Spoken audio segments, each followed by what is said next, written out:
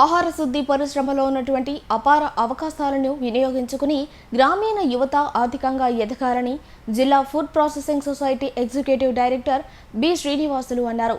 బుధవారం కలెక్టరేట్లోని తిక్కన ప్రాంగణంలో డిఆర్డీఏ మెప్మా క్షేత్రస్థాయి సిబ్బందికి ఆహార శుద్ధి కార్యక్రమాలపై సాంకేతిక శిక్షణ అందించారు. ఈ సందర్భంగా ఆయన మాట్లాడుతూ ready to eat, ready to cook విధానంలో ఆహార ఉత్పత్తులకు ఆదరణ పెరుగుతున్న దృష్ట్యా ఆహార శుద్ధి రంగంలో ఉన్నటువంటి అపార అవకాశాలను వినియోగించుకోవాలన్నారు. నెల్లూరు జిల్లాలో ముఖ్యంగా జిల్లా కలెక్టర్ గారు డిఐపిసిలో ఇచ్చిన ఆదేశాల అనుసారం ఈరోజు డిఆర్డీఏ ఫీల్డ్ ఫంక్షనరీస్కి, అలాగే మెప్మా సిబ్బందికి, అలాగే ఇండస్ట్రీస్ డిపార్ట్మెంట్లోని ఐపీఓస్కి ఈరోజు ఒకరోజు శిక్షణ కార్యక్రమాన్ని ఈ ఫుడ్ ప్రాసెసింగ్ యాక్టివిటీస్ మీద చేయడం జరిగింది. ఇందులో ముఖ్యంగా ready to eat, ready to cook అనే రెండు రకాలుగా మనం ఈ ఫుడ్ ప్రాసెసింగ్లోని ఈ ఆహార పదార్థాలని వర్గీకరించవచ్చు. ముఖ్యంగా తినడానికి సిద్ధంగా ఉండేవి, అలాగే వండడానికి సిద్ధంగా ఉండేవి.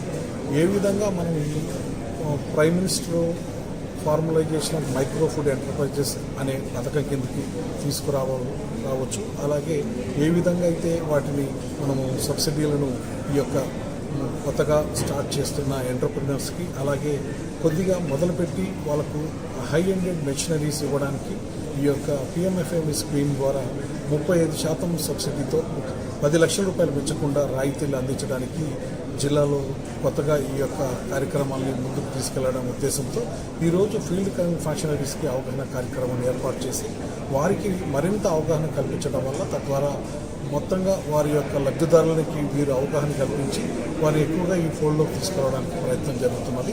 ముఖ్యంగా ఈ కార్యక్రమానికి మరి ఈరోజు పెద్ద ఎత్తున డిఆర్డీఏ ఫీల్డ్ సిబ్బంది, అలాగే మెప్మా ఫీల్డ్ సిబ్బంది వచ్చేస్తున్నారు. వారికి అందరికీ కూడా ఈరోజు ఒకరోజు శిక్షణ కార్యక్రమాన్ని ఈ తిక్కన భవన్ నెల్లూరులో మేము ఈ యొక్క ఆంధ్రప్రదేశ్ ఫుడ్ ప్రాసెసింగ్ సొసైటీ ద్వారా ఎగ్జిక్యూటివ్ డైరెక్టర్ ఫుడ్ ప్రాసెసింగ్ వారి ద్వారా ఈ కార్యక్రమాన్ని ఏర్పాటు చేస్తాం.